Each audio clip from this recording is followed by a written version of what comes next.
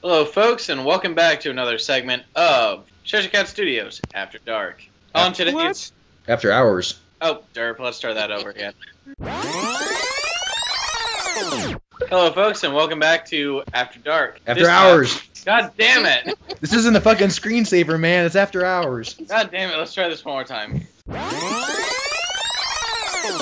Hello, folks, and welcome to After Hours on the CCS Podcast. This time, we're going to look at stupid news. And does anyone want to introduce our piece of news? The stupid old woman. The stupid old woman. Oh, God. Let's talk about this. Apparently what happened, I think it was me who posted this in the CCS forums.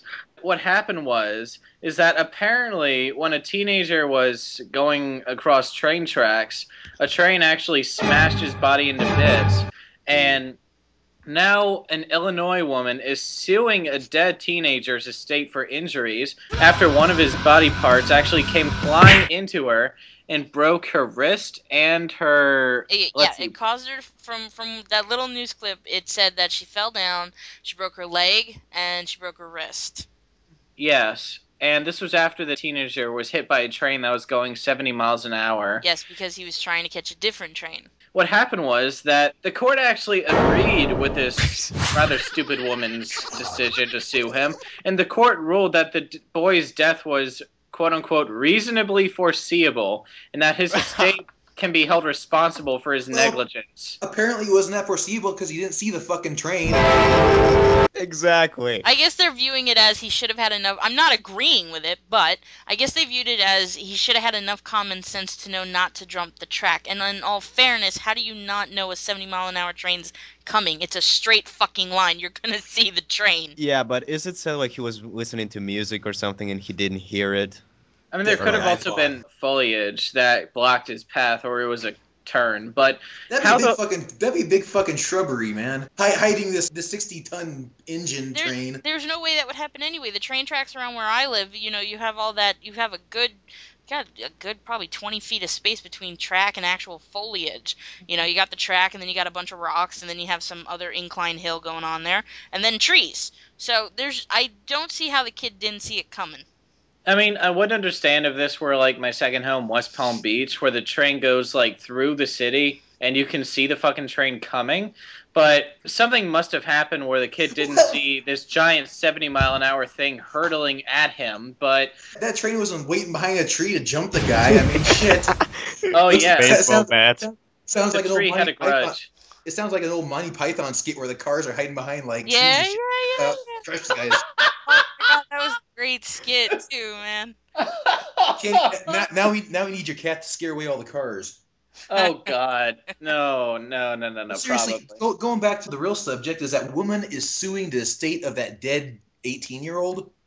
Yes, it was an 18-year-old. I have the news clip in front of me. What kind of cruel bitch would sue, I guess, the parents of a kid who died in a really, really nasty, messy train accident?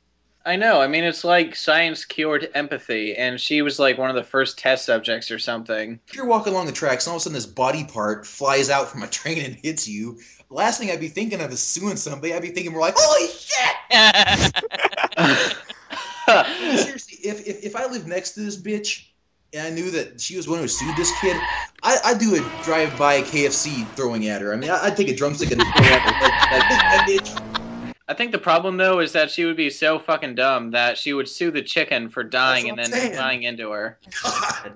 Wow. How the hell do you break a wrist and a leg from being smacked with the dead boy's body parts? I mean, she must have been pretty fucking skinny to get hit by that shit. Well, you don't know how hard the body part was flying at her. I mean, to the point that the train disembodies the damn poor kid, you know, to hit her, you got to figure that thing's going double digits mile an hour minimum. I know, but was she like one of those super skinny twig creatures that we see walking around all the time with clothes and skin like draping off of her body? Didn't they say she was 50. She was 58 years old. She wasn't that old. No, that's not the... What the fuck, woman? Shit.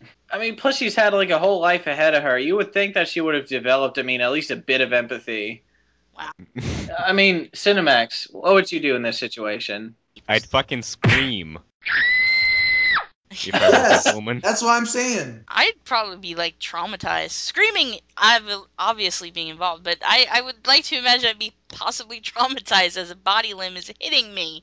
I hope she didn't charge the kid for psychological trauma as well. I wouldn't be surprised.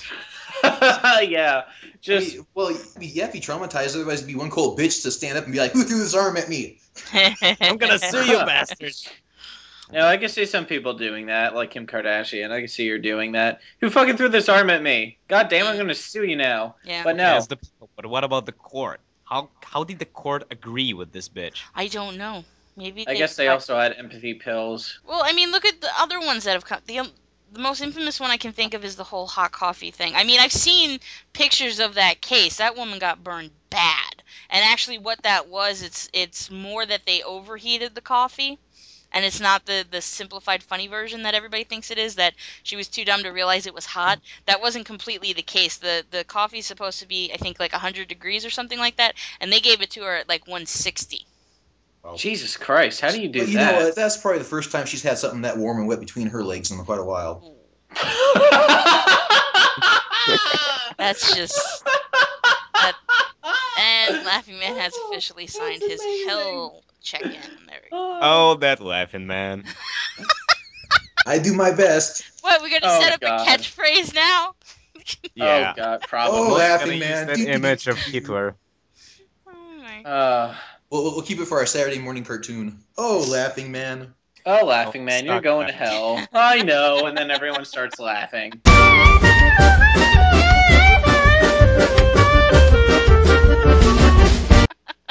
Bro, yeah, I'm going to hell, Rich.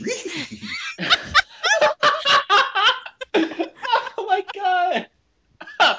But, all right. Well, the moral of our story, I guess, if you're going to die, make sure your body parts don't hit anyone or you're going to get sued.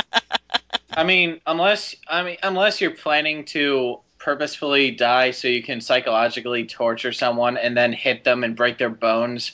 Yeah, I could imagine, like, the woman's thought process was, okay, that boy just hid behind a tree and was waiting for me to get to this spot, and then he ran in front of the train and calculated precisely where his body parts were going to go, and he hates me! For you non-Americans out there, Americans are pretty fucking insane because they think they can sue anyone for everything. Yes. That would include you, Cinemax.